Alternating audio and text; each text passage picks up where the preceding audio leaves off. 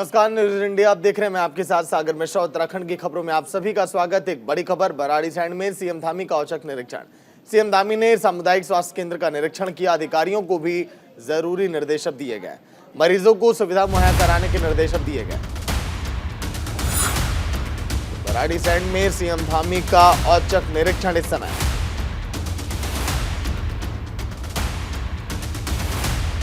भराड़ीसैंण की अगर बात करें तो उस समय सीएम धामी पहुंचे, औचक निरीक्षण किए और ऐसे में कैसे वहां पर हालात रहे ये भी अब देखना जरूरी है, क्योंकि भराड़ीसैंण में सीएम धामी पहुंचे, अचानक देखिए अधिकारी हैरत में आ गए कि अचानक कैसे सीएम धामी का कार्यक्रम।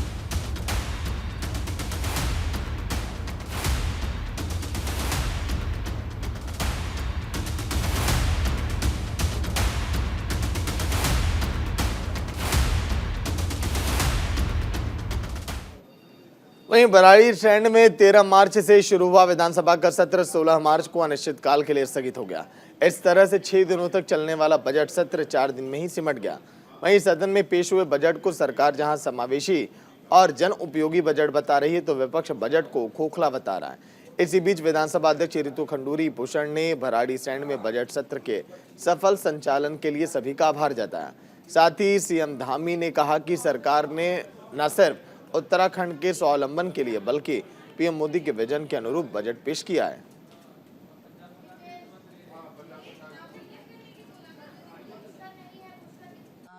गैरसैंण में हमारा जो ये सत्र रहा बहुत ही महत्वपूर्ण सत्र था। आप सब जानते हैं यहाँ गवर्नर, महामहिम गवर्नर का अभिभाषण था, बजट सेशन था और मुझे खुशी है कि बहुत ही अच्छे तरीके से ये बजट सेशन हमने पूरा किया है। मैं सभी को धन्यवाद देना चाहती हूँ, सभी विधायकों को, सभी अफसरान को, सभी कर्मचारियों को। उन्होंने मेहनत से इस सत्र को सफल किया है। सभी को ढेर सारी शुभकामनाएं और बधाई। तो बीजेपी ने बजट को जन उपयोगी बताया, तो विपक्ष ने कहा कि बजट तो खोखला है और बजट सत्र अनिश्चितकाल के लिए स्थगित। सत्र के चौथे दिन जो है बजट पेश हुआ, लेकिन 6 दिनों तक ये सत्र चलने वाला था। 407 करोड़ का ये बजट।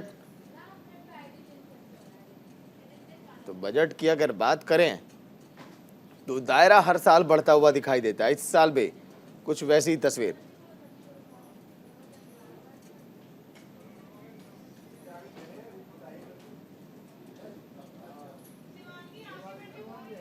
बीजेपी ने बजट को जन उपयोगी बताया।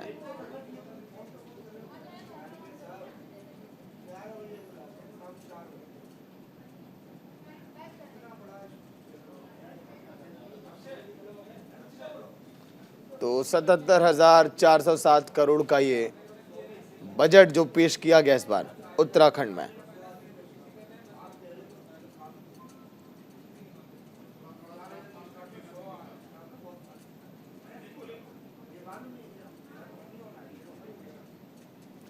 तो सहयोगी हितेश त्यागी लाइव जुड़ गए हैं पूरी जानकारी के साथ। हितेश, अनिश्चितकाल के लिए बताइए, सत्र जो है इस समय स्थगित हो चुका है, लेकिन 4 दिन की तस्वीरें कैसी थी सदन के अंदर? हितेश जी बिल्कुल, देखिए पूरा जिस तरीके से गैरसैंण में जो बजट सत्र शुरू हुआ 13 तारीख से यह गैरसैंण में बजट सत्र हुआ और पूरे हंगामेदार यह बजट सत्र शुरू हुआ, क्योंकि शुरू से ही पहले दिन से ही प्रथम दिन से ही कांग्रेस के जो विधायक है उन्होंने लगातार सदन के अंदर हंगामा था।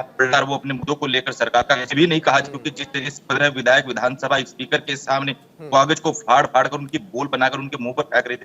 काफी सारी चीजें देखने को मिली। जिस तरीके से पूरा हंगामेदार यह गैरसैंण का बजट रहा, उसके बाद में जिस तरीके से बजट आया और बजट जिस तरीके से पुष्कर सिंह धामी ने पहले कह दिया था कि यह समावेशी बजट है, तो उसी के लिहाज से यह समावेशी बजट। बने रहिएगा, लौट कर आएंगे। कुछ और तस्वीरें फिलहाल सामने आ रही हैं। पंजाब के वित्त मंत्री हरपाल सिंह चीमा इस समय प्रेस कॉन्फ्रेंस कर रहे हैं, देखिए आप। ਉਹ ਸਿੱਧੀਆਂ ਜਿਹੜੀ ਨੇ ਹਵਾਈ ਅੱਡੇ ਤੱਕ ਪੰਜਾਬ ਦੇ ਬਹੁਤ ਸਾਰੇ ਸ਼ਹਿਰਾਂ ਤੋਂ ਜਿਹੜੀਆਂ ਉਹ ਜਾ ਰਹੀਆਂ ਨੇਗੀਆਂ। ਇਸ ਤੋਂ ਬਿਨਾਂ ਪਬਲਿਕ ਮਾਈਨਾਂ ਖੋਲੀਆਂ ਗਈਆਂ। 5.5 ਰੁਪਏ ਪ੍ਰਤੀ ਫੁੱਟ ਜਿਹੜਾ ਰੇਤਾ ਉਹਦੀ ਸਪਲਾਈ ਪਬਲਿਕ ਮਾਈਨਸ ਦੇ ਲਈ ਖੋਲੀ ਗਈ। ਟੋਲ ਪਲਾਜ਼ੇ ਜਿਨ੍ਹਾਂ ਦਾ ਸਮਾਂ ਬੀਤ ਚੁੱਕਿਆ ਸੀ ਔਰ ਪੁਰਾਣੀ ਸਰਕਾਰ ਦੇ ਅੰਦਰ ਸਾਲ ਡੇਢ ਸਾਲ ਜਿਨ੍ਹਾਂ ਨੇ ਵੱਧ ਕਮਾਈ ਕੀਤੀ ਸੀ ਉਹ ਟੋਲ ਪਲਾਜ਼ੇ ਜਿਹੜੇ ਉਹ ਬੰਦ ਕੀਤੇ ਗਏ। ਇਸੇ ਤਰ੍ਹਾਂ ਹੋਰ ਇੱਕ ਇਤਿਹਾਸਕ ਫੈਸਲਾ ਕੀਤਾ ਕਿ ਝਾਰਖੰਡ ਦੇ ਅੰਦਰ ਇੱਕ ਪਿਛਵਾੜਾ ਕੋਲ ਮਾਈਨ, ਪੰਜਾਬ ਸਰਕਾਰ ਦੀ ਪਿਛਵਾੜਾ ਕੋਲ ਮਾਈਨ ਜਿਹੜੀ ਸੀਗੀ ਉਹ ਝਾਰਖੰਡ ਦੇ ਅੰਦਰ ਪਈ ਸੀ, ਪਰ ਲੇਕਿਨ 7.5 ਸਾਲ ਤੋਂ ਬੰਦ ਪਈ ਸੀ। ਨਾ ਅਕਾਲੀ ਦਲ ਬੀਜੇਪੀ ਦੀ ਸਰਕਾਰ ਨੇ ਖੋਲ੍ਹਣ ਦਾ ਯਤਨ ਕੀਤਾ, ਨਾ ਕਾਂਗਰਸ ਪਾਰਟੀ ਦੀ ਸਰਕਾਰ ਨੇ ਖੋਲ੍ਹਣ ਦਾ ਯਤਨ ਕੀਤਾ, ਪਰ ਲੇਕਿਨ ਸਰਕਾਰ ਨੇ ਆਉਂਦਿਆਂ ਸਾਰੀ ਪਿਛਵਾੜਾ ਕੋਲ ਮਾਈਨ ਖੋਲ੍ਹੀ। ਔਰ ਜਿਹੜਾ ਕੋਲਾ ਹੈਗਾ ਅੱਜ ਪੰਜਾਬ 'ਚ ਆ ਰਿਹਾ ਲਗਭਗ 2.5 ਤੋਂ 300 ਕਰੋੜ ਰੁਪਈਆ ਜਿਹੜਾ ਉਹ ਪਾਵਰਕਾਮ ਨੂੰ ਪੈਸੇ ਜਿਹੜੇ ਹੈਗੇ ਨੇ ਉਹ ਬਚ ਲੈਣਗੇ। ਇਸੇ ਤਰ੍ਹਾਂ ਪੰਜਾਬ ਦੇ ਅੰਦਰ ਗੈਂਗਸਟਰ ਕਲਚਰ ਨੂੰ ਖਤਮ ਕੀਤਾ ਔਰ ਵੱਡੀ ਪੱਧਰ ਦੇ ਉੱਤੇ ਗੈਂਗਸਟਰ ਫੜ ਕੇ ਜੇਲ੍ਹਾਂ ਦੇ ਅੰਦਰ ਨੇ ਔਰ ਜਿਨ੍ਹਾਂ ਨੇ ਕਿਤੇ ਪੰਜਾਬ ਦੀ ਪੁਲਿਸ ਨੂੰ ਘੇਰਨ ਦਾ ਯਤਨ ਕੀਤਾ ਉਹਨਾਂ ਵਿੱਚੋਂ ਲਗਭਗ 5 ਦੇ ਖਿਲਾਫ ਐਨਕਾਊਂਟਰ ਹੋਏ ਨੇਗੇ, ਉਹਨਾਂ ਨੂੰ ਜਿਹੜਾ ਖਤਮ ਕੀਤਾ ਗਿਆ। ਮੇਰਾ ਕਹਿਣ ਦਾ ਭਾਵ ਹੈ ਇਹ ਨਹੀਂ ਹੋ ਸਕਦਾ। ਬਹੁਤ ਸਾਰੇ ਲੋਕ ਕਹਿੰਦੇ ਨੇ ਗੈਂਗਸਟਰ ਦੀ ਗੱਲ ਕਰਦੇ ਨੇਗੇ। ਕੋਈ ਵੀ ਵਿਅਕਤੀ ਜਿੰਨੇ ਵੀ ਗੈਂਗਸਟਰ ਫੜੇ ਗਏ ਨੇਗੇ, ਜਿੰਨੇ ਵੀ ਗੈਂਗਸਟਰ ਪੰਜਾਬ ਦੇ ਅੰਦਰ ਫੜੇ ਗਏ ਨੇ ਜਾਂ ਜਿਹੜੇ ਐਨਕਾਊਂਟਰ ਹੋਏ ਨੇਗੇ ਉਹਨਾਂ ਦੇ ਖਿਲਾਫ ਕੋਈ ਇੱਕਾ ਦੁੱਕਾ ਕੇਸ ਨਹੀਂ ਹੈਗੇ। ਉਹਨਾਂ ਦੇ ਖਿਲਾਫ ਕੋਈ ਇੱਕਾ ਦੁੱਕਾ ਕੇਸ ਨਹੀਂ ਕਿ ਪਹਿਲੀ ਵਾਰ ਬਣਿਆ। ਕਿਸੇ ਦੇ ਖਿਲਾਫ 70 ਕੇਸ, ਕਿਸੇ ਦੇ ਖਿਲਾਫ 80 ਕੇਸ, ਕਿਸੇ ਦੇ ਖਿਲਾਫ 100 ਕੇਸ, ਕਿਸੇ ਦੇ ਖਿਲਾਫ 150 ਕੇਸ, ਕੋਈ ਕਿਤੇ ਬੰਦ ਕੋਈ ਕਿਤੇ ਬੰਦ। ਜਿਹੜੇ ਪੰਜਾਬ ਪੁਲਿਸ ਨੂੰ ਵੀ ਲੁੜਿੰਦੇ ਸੀਗੇ, ਜਿਹੜੇ पंजाब के मुकदमे में भी लुढ़कते सीगे। यहाँ पर रायपुर क्षेत्र में कूड़ा घर बनाने का विरोध अब शुरू हो गया है। विरोध में रायपुर की जनता ने जिलाधिकारी देहरादून कार्यालय में पहुंचकर विरोध प्रदर्शन करते हुए नारेबाजी की। जनता का आरोप है कि नगर निगम ने पहले शीशमबाड़ा में कूड़ा घर को शिफ्ट किया, लेकिन उस क्षेत्र की जनता लगातार गंदगी और बदबू से परेशान है। अब नगर निगम इसे वापस शहर में लाकर रायपुर क्षेत्र में बनाने पर विचार कर रहा है, जिसका निर्माण किसी भी हाल में रायपुर क्षेत्र में नहीं होने दिया जाएगा। इसमें पूर्व ये रायपुर क्षेत्र तो ऐसा सोच लिया इन्होंने, किसी भी चीज़ को लाके वहाँ रख दो। पिछले बार कोविड का सेंटर भी वहाँ बनाया गया, हमारे विरोध के बावजूद वहाँ सेंटर रखा गया। चलो उसके बाद बनाया, उसके बाद अब देखो कूड़ा निस्तारण के लिए भी वो रायपुर ही चयन किया जाए। तो इससे कुछ समझ नहीं आ रहा शासन का क्या है। हम ये चाहते हैं कि अन्य किसी और स्थान में रखा जाए उसको, क्योंकि वहाँ पे क्या है, इस नदी का मिलान पूरा हमारा हरिद्वार नगरी में जाके मिलता है। इस नदी का सोंग नदी बहुत बड़ी नदी है और बरसात के दिनों में इतना पानी इसमें आता है, तो उस पानी को कैसे उसको करेंगे, उस कूड़े को अगर वहाँ ढेर लगा देंगे तो पानी में जाके मिलेगा उसका। कूड़ा निस्तारण का जो प्लांट है वो न लगाया जाए, और इसके लिए हमारे संघर्ष समिति के अध्यक्ष हैं, जो है रायपुर बचाओ संघर्ष समिति जो है वहाँ पर हम लोगों ने बनाई है, उसके अध्यक्ष हैं हमारे महेंद्र सिंह नेगी गुरुजी, और इनकी अगुवाई में हम अभी क्षेत्र के सभी लोग जो है यहाँ पर आए हैं। और आज हमारा जो कार्यक्रम है जिलाधिकारी महोदया को जो है ज्ञापन देने का है कि भाई इसको वहाँ पर ये कूड़ा निस्तारण का संयंत्र न लगाया जाए। तो आज हम ज्ञापन दे रहे हैं, और उसके बाद भी अगर हमारे क्षेत्र के वासियों की मांग को नहीं सुना जाता है तो निश्चित तौर पर पूरे क्षेत्र में जो है बड़ा जन आंदोलन होगा। उत्तराखंड लोक सेवा आयोग में जेईई और पटवारी पेपर लीक प्रकरण में एसआईटी की तरफ से लगातार कार्रवाई की जा रही है। एसआईटी ने इस मामले में कई आरोपियों को गिरफ्तार भी किया है। एसआईटी ने मामले में मुख्य आरोपी संजय धारीवाल के भाई सुधीर धारीवाल को भी गिरफ्तार किया है, और एसआईटी ने मुख्य आरोपी संजय धारीवाल की गिरफ्तारी के लिए 50,000 का इनाम भी घोषित किया, लेकिन अभी तक एसआईटी उसे गिरफ्तार नहीं कर सकी। ऐसे में एसपी क्राइम रेखा यादव का कहना है कि अभी तक कुल 17 गिरफ्तारी की जा चुकी है, 20 लोगों से ज्यादा के नाम प्रकरण में आ चुके हैं। रेखा यादव ने और क्या कहा है वो भी आपको सुनाते हैं।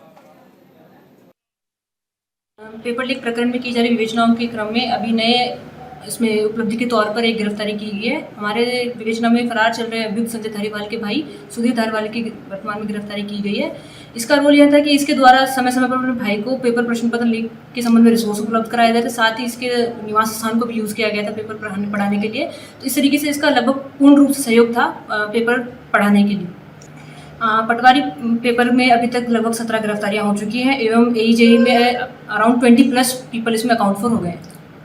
हाँ, अभी 2 हमारे मेन अभियुक्त जो फरार चल रहे संजय धारीवाल एवं डेविड, उनके खिलाफ 50,000 का इनाम घोषित किया जा चुका है। इनकी 82 की कार्रवाई पूर्ण की जा चुकी है एवं 83 की कार्रवाई हेतु न्यायालय में आवेदन किया जा चुका है। तो संजय पुंडीर लाइव जुड़ गए हैं पूरी जानकारी के साथ। संजय, एसआईटी जिस तरह से कार्रवाई कर रही है पेपर लीक मामले में, ये कार्रवाई अभी कहां तक पहुंची है? कितनी गिरफ्तारियां और कितने लोग अभी निशाने पर हैं? संजय, देखिए सागर, निश्चित तौर पर दोनों ही प्रकरण ऐसे हैं कि लगातार इन दोनों मामलों में ही कार्रवाई हो रही है। इसमें पटवारी पेपर लीक मामला हो या जेईई परीक्षा हो, दोनों में लगातार गिरफ्तारियां हो रही है और जो आरोपी है उन्हें जेल भेजा जा रहा है। ताजा मामला भी हरिद्वार से ही जुड़ा हुआ है। जो जेईई पेपर लीक मामले में मुख्य आरोपी था सुधीर धारीवाल, यानी एक नेता का भाई भी ये सुधीर धारीवाल था, जिसकी गिरफ्तारी एसआईटी ने कर ली है। यानी कहा जा सकता है कि इस पूरे प्रकरण को लेकर जो एसआईटी है लगातार जांच कर रही है। इसमें दर्जनों से ज्यादा गिरफ्तारियां हो चुकी है और लगातार हमने देखा है कि उत्तराखंड में जिस तरह से मुख्यमंत्री पुष्कर सिंह धामी ने नकल कानून बनाया है, उसमें भी लगातार उसके बाद से ही लगातार जो नकल करने वाले नकलची हैं वो भी कहीं ना कहीं उनमें भी हड़कंप मचा हुआ है। यानी कहा जा सकता है कि जिला प्रशासन हो या एसआईटी हो, दोनों ही पूरे प्रकरण को लेकर गंभीरता से ले रही है और जो इसमें अन्य आरोपी है उनकी भी गिरफ्तारी जल्द करने की बात कह रही है। लेकिन संजय, कई ऐसे आरोपी हैं जो फरार भी हैं। देखिए 50,000 का इनाम भी घोषित किया गया है। क्या अनुमान क्या लगाया जा रहा है कि कहीं ये सट्टे बॉर्डर नेपाल में तो जाकर नहीं छुपे हुए हैं, अन्य देशों में?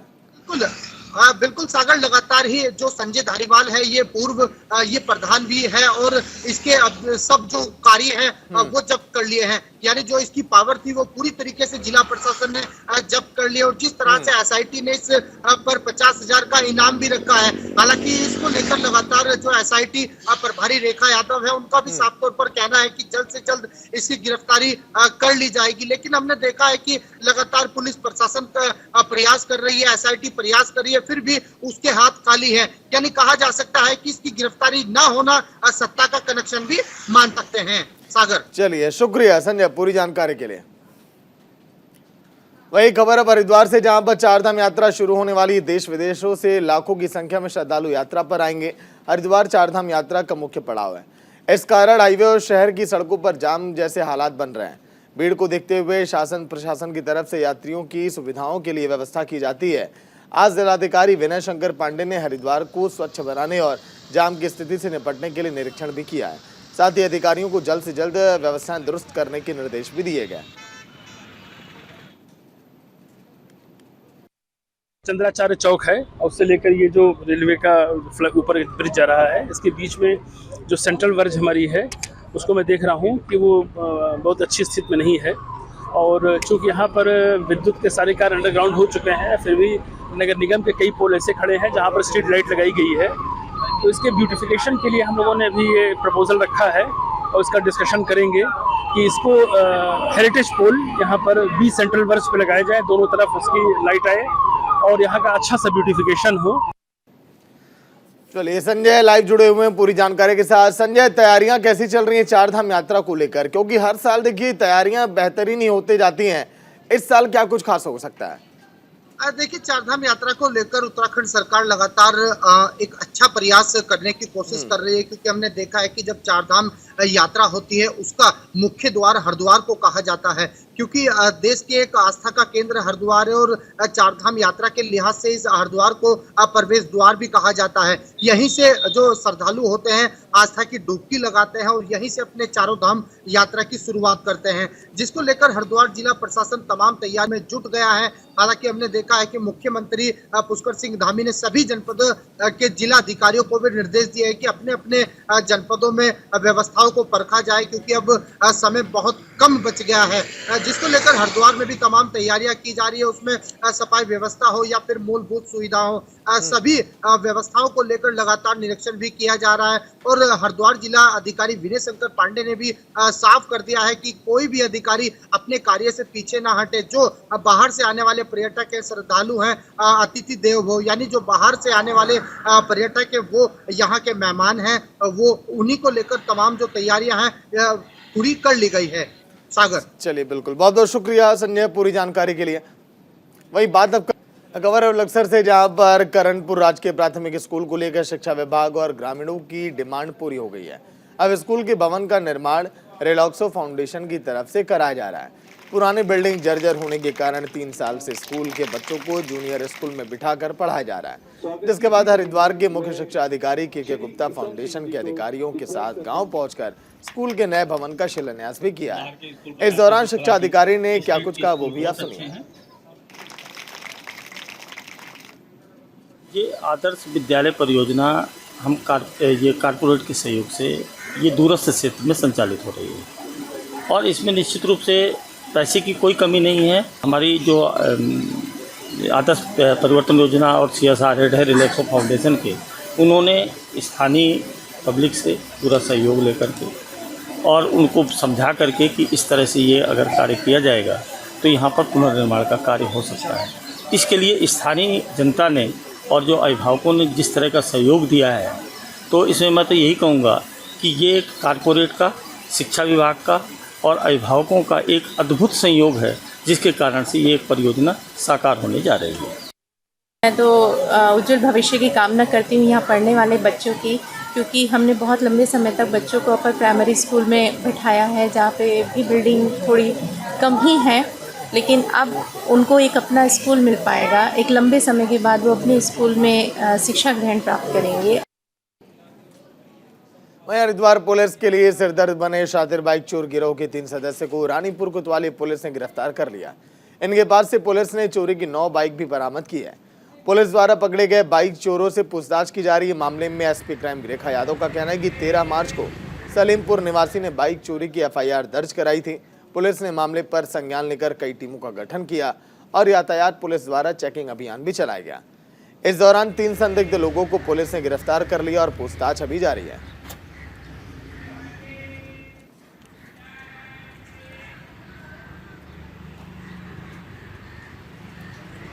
हरिद्वार पुलिस की बड़ी कार्रवाई, जिस तरह से बाइक चोरों को गिरफ्तार किया गया है, क्योंकि ये तमाम चोर कई बड़ी घटनाओं में पहले भी शामिल रहे हैं, लेकिन बाइक चोरी की देखिए घटनाओं को जब इन्होंने अंजाम देना शुरू किया, फिर उसके बाद एक के बाद एक कितनी बाइकें चुराते चले गए। पुलिस को बड़े दिनों से इनकी तलाश थी।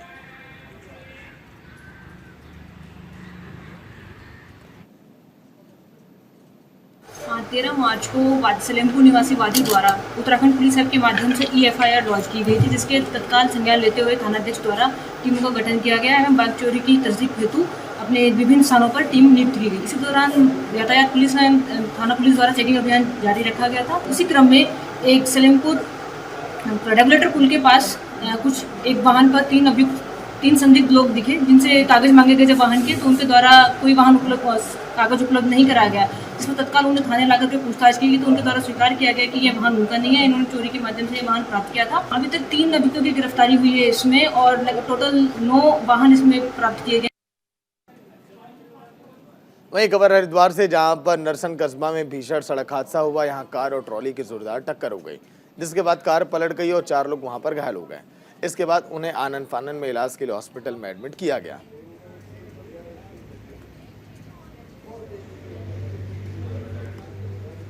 तो घायलों को हॉस्पिटल में इलाज अभी जारी। देखिए कितना खतरनाक है सड़क हादसा, कार पलटने से बड़ा हादसा हुआ। जो घायल है उनका इलाज अभी जारी है। 4 लोग यहां पर घायल बताए जाएं। कार कितनी पलटी खाकर सड़क पर गिरी और अब इलाज अभी जारी है जो भी घायल है।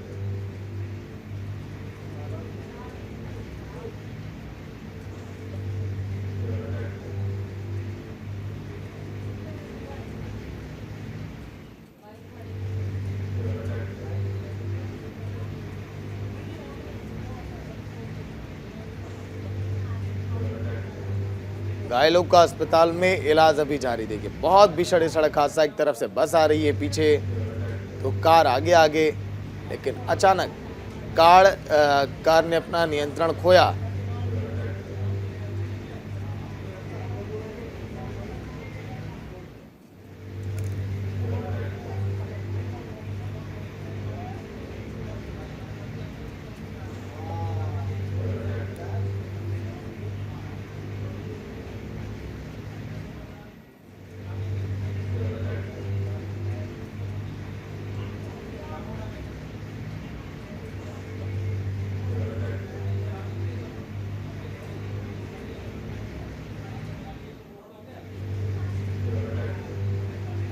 सड़क हादसे में 4 लोग घायल। हरिद्वार की तस्वीर देखिए, जिस तरह से बहुत भीषण सड़क हादसा।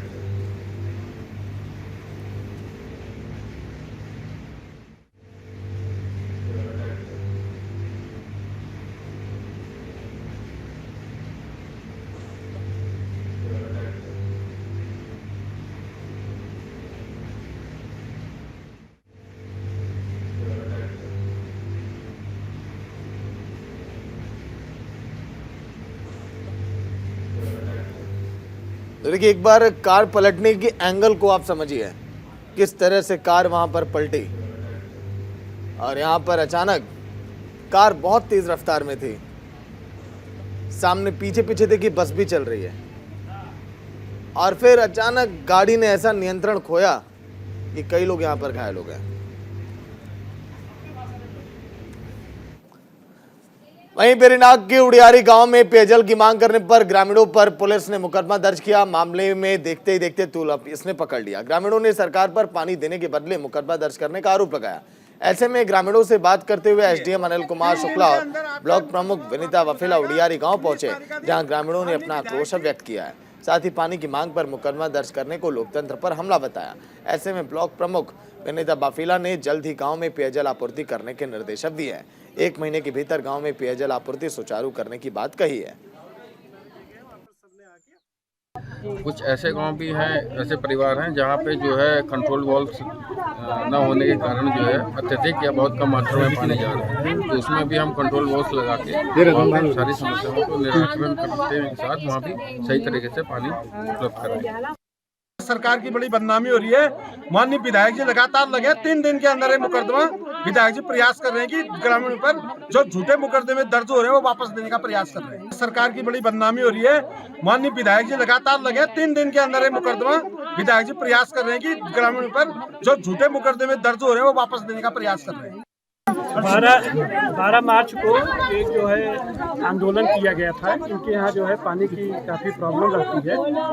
उसके संबंध में एक बैठक आज बुलाई गई थी और ग्रामवासियों के समक्ष हम लोग जो है इस समस्या का समाधान के लिए बैठे थे। और समस्या का समाधान ये हो गया है कि एक्शन साहब ने बताया है कि जो है अप्रैल तक इनकी सारी समस्याओं की हम जो है दूर कर देंगे। तो चलिए इसी के साथ इस बुलेटिन में इतना ही। देखते रहिए न्यूज़ इंडिया। नमस्कार।